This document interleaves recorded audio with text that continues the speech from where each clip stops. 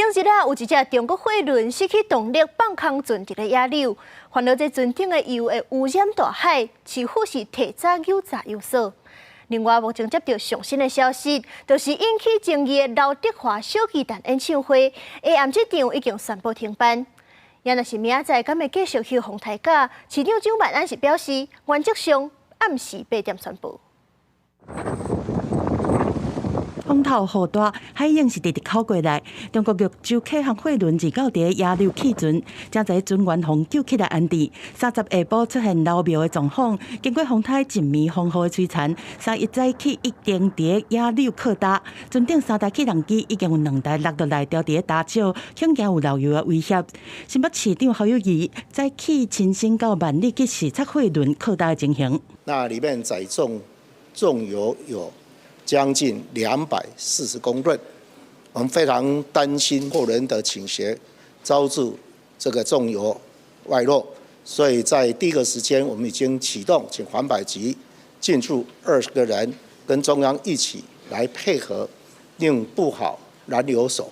有拜托海委会跟我们新北市的同仁，大家努力来气候比较好的时候去布设它四周围的黄油所，来让它防止它有扩散。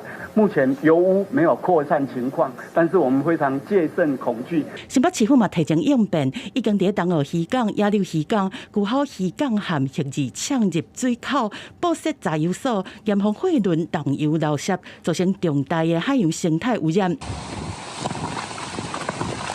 台北市目前是传出零星的灾情，大多数拢是路边的树仔倒去的状况，当陆续在排除。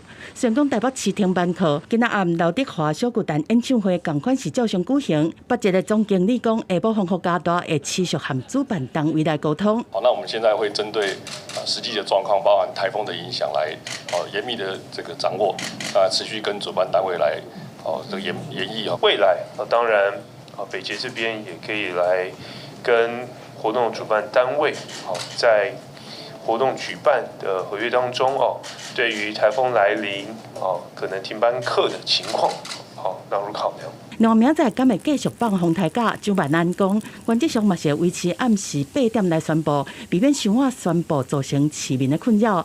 因应汤水来，北捷的文湖线和高架平面路段，因为风速已经到停驶标准，早起11点停止营运。记者综合报道。